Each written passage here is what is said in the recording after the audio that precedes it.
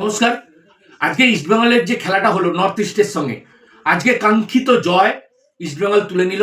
Oscar brigade আজকে যে জয়টা খুব মূল্যবান ছিল, সেই জয়টা আজকে ইস্টবেঙ্গল পেয়েছে।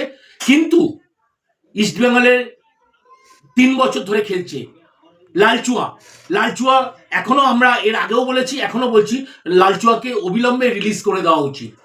লালচুয়া ইন্ডিয়া টিমে খেলে, ইস্টবেঙ্গলে দীর্ঘদিন রয়েছে, ওর কনফিডেন্স লেভেল এখনো ইস্টবেঙ্গল জার্সি পরে খেলার মতো যোগ্যতা ওর এখনো হয়নি। ওকে ইমিডিয়েট লালচুয়াকে রিলিজ করে দিলে মনে হয় ভালো।